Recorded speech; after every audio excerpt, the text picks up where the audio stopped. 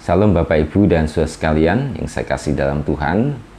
Hari ini kita akan belajar firman Tuhan. Kita minta pimpinan Tuhan, kita satu dalam doa.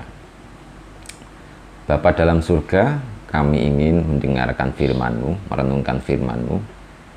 Bila Roh Kudus-Mu bekerja atas kami semua, seluruh jemaat-Mu yang berkenan untuk belajar firman Tuhan. Dan hamba-Mu ini yang Kau kiranya perkenan Tuhan untuk menyampaikan firman Tuhan, urapi dengan kuasa Roh Kudus-Mu, supaya setiap perkataan yang keluar dari mulut hamba-Mu ini adalah firman Tuhan yang menguatkan, meneguhkan, memberikan semangat yang baru, menghibur, menegur kami semuanya, supaya kami berjalan sesuai dengan kehendak Tuhan.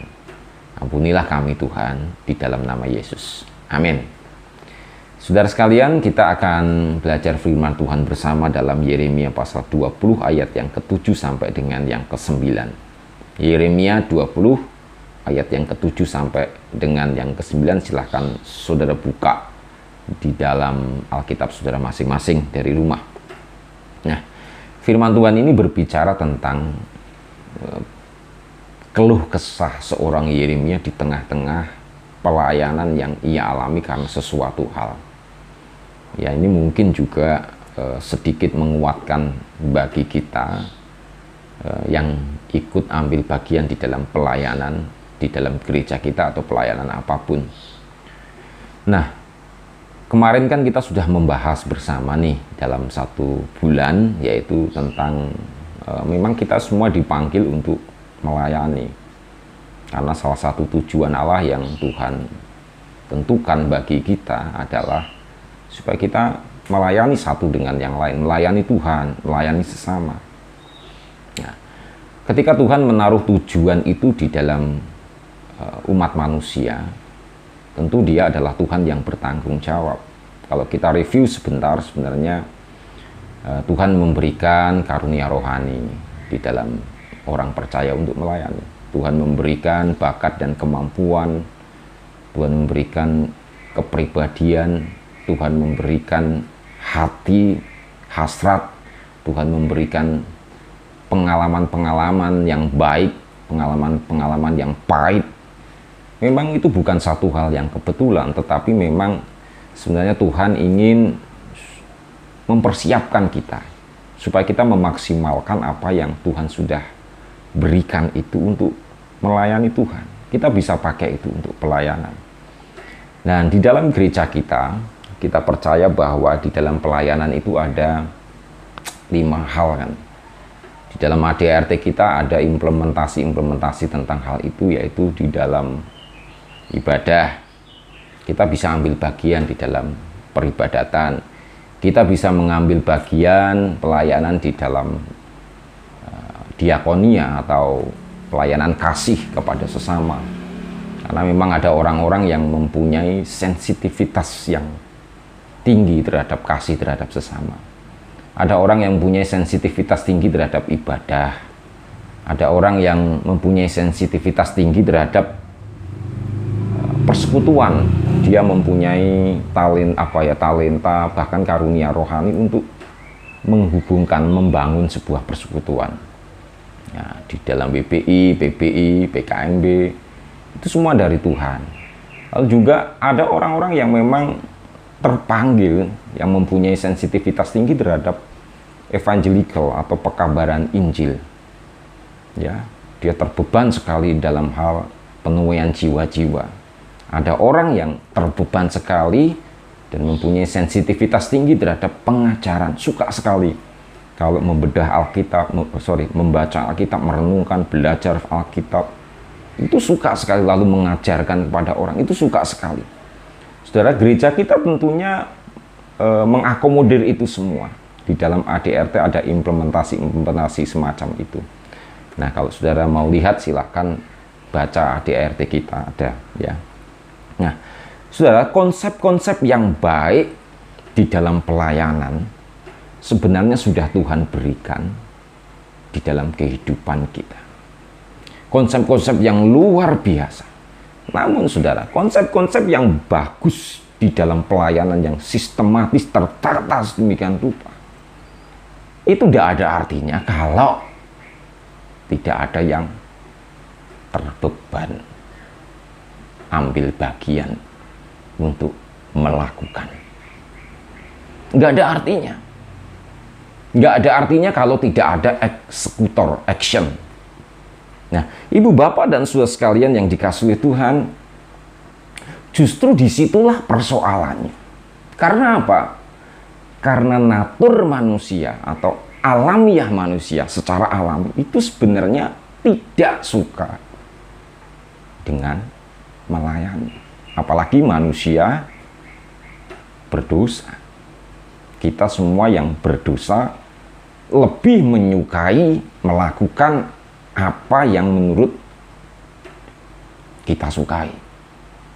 Lebih menyukai, lebih melakukan apa yang menurut kita sukai. Padahal apa yang kita sukai semenjak manusia di dalam dosa itu adalah dosa, menjauh daripada Tuhan. Nah, ibu bapak dan saudara sekalian, hal tersebut sebenarnya terungkap di dalam kalimat yang disampaikan oleh seorang nabi besar yang bernama Yeremia. Seorang tokoh yang luar biasa, yang melakukan kehendak Tuhan dengan penuh gairah, yang luar biasa di dalam pelayanan. Ternyata di dalam hatinya pun ada satu ungkapan bahwa sebenarnya dia itu juga tidak mau melakukan ini. Mari kita lihat ayat yang ke-9 di dalam Yeremia pasal yang ke-20. Tetapi apabila aku berpikir, aku tidak mau mengingat dia dan tidak mau mengucapkan firman lagi demi namanya. Ya. Yeremia itu sempat berpikir demikian, gak mau aku melayani, gak mau aku menyampaikan firman Tuhan, mengucapkan firman Tuhan demi namanya. Sempat berpikir demikian. Ini ungkapan yang jujur terhadap perasaan Yeremia di dalam pelayanan. Mengapa demikian? Karena yang dialami Yeremia itu adalah sesuatu yang buruk di dalam pelayanan. Kebetulan ini Yeremia adalah nabi yang paling besar mendapatkan penolakan. Apa? Coba mari kita lihat. Bahkan perasaannya mengatakan ayat 7, Engkau telah membujuk aku ya Tuhan, dan aku telah membiarkan diriku dibujuk. Engkau terlalu kuat bagiku, dan engkau menundukkan aku. Ada perasaan bahwa ini adalah jalan yang salah di dalam pelayanan. Karena bujukan Tuhan saja aku mau. Coba aku nggak mendengarkan Tuhan. Pernah nggak merasakan seperti itu di dalam pelayanan? Ini adalah jalan yang salah sebenarnya. Kenapa ya saya ngambil keputusan untuk melayani? 1 tahun yang lalu kenapa saya maju ke depan altar Tuhan, lalu didoakan Pak Pendeta karena mau ngambil keputusan untuk melayani. 2 tahun yang lalu atau 3 tahun yang lalu, itu adalah sebuah keputusan yang salah. Tuhan yang membujuk aku melalui firman Tuhan waktu itu. Pernah nggak saudara merasakan demikian? Ini Yeremia merasakan hal seperti itu. Ketika dia mendengar suara dan panggilan Tuhan, lalu firman Tuhan itu menguasai hatinya. Dia membuat sebuah keputusan, oke lah Tuhan, mau. Tetapi di dalam perjalanan pelayanan ketika mendapatkan penolakan demi penolakan, ya, dari bangsa Israel, ya, apa yang ia rasakan, ia merasa bahwa ini adalah jalan yang salah. Ini karena saya terbujuk rayu oleh Tuhan. Lalu apa yang dirasakan lagi oleh seorang Yeremia? Mari kita lihat. Aku telah menjadi tertawaan sepanjang hari, semuanya mereka mengolok-olokkan aku. Karena firman Tuhan yang disampaikan oleh Yeremia kepada orang Israel, ya, itu menjadi bahan tertawaan. Sok suci, firman lagi, bosen. Saudara. Yeremia juga merasa seperti itu. Firman Tuhan lagi, ini lagi, kembali kepada Tuhan lagi. Itu adalah sesuatu yang membosankan. Yeremia merasa bahwa diinjek-injek, merasa tidak berharga, diolok-olok oleh orang Israel. Karena apa? Karena firman Tuhan, karena pelayanan firman Tuhan. Kan tugasnya khusus kan itu kan dia. Lalu apalagi? Ayat yang ke-8. Sebab setiap kali aku berbicara, terpaksa aku berteriak. Kelaliman, aniaya. Sebab firman Tuhan telah menjadi celah dan cemooh bagiku sepanjang hari. Ini perasaan-perasaan yang dialami oleh Yeremia. Sampai akhirnya sempat dia mengatakan di dalam ayat 9 ini, sempat aku berpikir menyerah. Sempat aku berpikir tidak mau lagi untuk melayani. Sebab sempat aku berpikir tidak mau lagi untuk berbicara dalam nama Tuhan, menyampaikan firman Tuhan. Karena resikonya seperti itu. Sudah pernahkah kita mengatakan demikian di dalam hati kita? Tuhan, aku menyerah Tuhan. Saudara, kalimat ini membuktikan bahwa sebenarnya semua orang secara natural itu tidak mau melayani. Sebenarnya semua orang secara lahiriah, kalau mau menuruti keinginan daging itu enggak mau melayani. Kita semua sama. Secara lahiriah, kita tidak mau melayani. Itu sebabnya di tengah jalan kadang-kadang kita memikirkan berhenti untuk melayani. Tapi saudara, firman Tuhan indah sekali dalam ayat 9 ini. Ketika Yeremia di dalam pikirannya itu ingin berbalik dari Tuhan, ingin menjauh dari Tuhan, dari pelayanan, Tuhan berkata, maka dalam hatiku, ayat 9b, maka dalam hatiku ada sesuatu yang seperti api yang menyala-nyala. Seperti api yang menyala-nyala di dalam hatiku. Terkurung dalam tulang-tulangku. Aku berlelah-lelah untuk menahannya. Tetapi aku tidak sanggup. Saudara, inilah yang disebut sebagai panggilan Allah, panggilan firman Tuhan. Kalau saudara mau jujur, kita mau jujur, sebenarnya tidak ada yang mau menjadi pelayan. Apalagi konsep yang ditanamkan di dalam kekristenan itu lebih daripada konsep yang seperti kita lihat seperti pembantu ya, atau seperti seorang bawahan kepada Tuhan.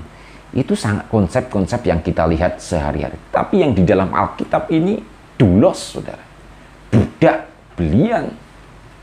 Budak yang harus dengan merendahkan diri, tidak membawa nama dirinya, tetapi membawa nama Allah. Kalau dapat pujian, yang dipuji Allah. Jadi sama sekali nggak ada yang menyenangkan dalam konsep pelayan yang ada di dalam kehidupan orang percaya. Apalagi seperti itu, saudara. Tetapi, saudara, lebih tidak membahagiakan lagi sebenarnya ketika kita tidak melakukan apa yang menjadi panggilan hidup kita. Tetapi ketika kita berpikir bahwa aku akan berhenti karena sesuatu hal, karena alasan, aku akan berhenti Tuhan di dalam pelayanan ini. Tuhan berkata apa? Ada sesuatu yang mendorong di dalam hati kita. Nggak kuat aku menahannya. Saya memberikan ilustrasi kecil ya. Ilustrasi yang sederhana saja. Dalam kondisi yang ngantuk-ngantuk, di tengah malam kami sekeluarga itu tidur nyenyak. Tiba-tiba anak kami, anak saya yang kecil ini terjaga, ngelilir kalau dalam bahasa Jawa, dan terbangun di tengah malam dan mengajak bermain. Permintaannya banyak, minum susu, makan ini, ngajak main. saudara. Dalam kondisi ngantuknya luar biasa itu loh. Itu rasa-rasanya aduh, secara lahiriah, secara jasmani, wah males ini, menjengkelkan ini. Ya. Lalu saya menuruti keinginan dagingnya. Tidurlah, tidur. Tapi ketika saya memutuskan untuk tidur, apa yang terjadi, saudara? Nggak bisa tidur, saudara. Mengapa nggak bisa tidur? Karena di dalam pikirannya itu terbayang-bayang anak kecil yang paling kecil ini kok kasihan. Tengah malam semua pada tidur, semua capek, nggak ada yang menemani, ngelamun kesana kesini bingung ya. Saudara, akhirnya mau tidak mau saya bangun dan menemani dia dan membuat dia bahagia di tengah-tengah malam. Nah, ibu bapak dan saudara, karena ketika saya memutuskan untuk tidur pun saya nggak bisa tidur, nggak tenang, kepikiran terus. Inilah salah satu gambaran kecil tentang dorongan hati untuk melakukan sesuatu yang wajib kita lakukan sebagai umat Tuhan. Nah, pelayanan juga sama, saudara. Ketika kita memilih jalan untuk melayani Tuhan, ada satu panggilan yang luar biasa. Di tengah jalan kita mungkin merasakan kesusahan, putus asa, dan lain sebagainya. Dan kita mencoba untuk berpikir seperti Yeremia, aku tidak mau lagi Tetapi saudara, hati kita, keterpanggilan itu akan berbicara terus. Kepikiran terus. Kalau kita tidak melakukan, coba saja. Kalau kita berhenti, ada perasaan menyesal. Ada satu dorongan. Sebab apa? Tuhan yang memberikan panggilan itu. Tuhan yang memberikan dorongan melalui firman Tuhan. Tuhan yang menanamkan belas kasihan. Belas kasih. Tuhan tanamkan itu di dalam hati saudara. Ketika saudara terpanggil untuk melayani. Dan ketika kita tidak melakukan apa yang seharusnya kita lakukan sesuai dengan apa yang Tuhan panggilkan kepada kita, maka ada perasaan yang tidak tenang. Kita tidak kuat menahan panggilan itu. Kita tidak kuat menahan kuasa api firman Tuhan yang mendorong saudara dan saya untuk melayani. Ini ibu bapak dan saudara sekalian, saat ini saudara, jika kita merasakan lelah dimanapun kita berada pelayanan, saudara, saya memberikan apresiasi untuk Pak Daniel di Kalimantan yang mau melayani di pedalaman seperti itu, daerah trans seperti itu, pasti banyak sekali tantangan. Pasti dia juga merasakan kesepian, pernah merasakan kesepian, pernah merasakan kesendirian, pernah merasakan mungkin merasa gagal, pernah merasakan mungkin merasa bingung, ini bagaimana, atau mungkin sempat berpikir, Tuhan ngapain aku di sini? Saudara sekalian yang dikasihi Tuhan, tapi karena dorongan hati, keterpanggilan untuk melayani Tuhan, ada satu rencana Tuhan yang Pak Daniel sekeluarga yakini, itu yang membuat Pak Daniel sekeluarga tetap di sana.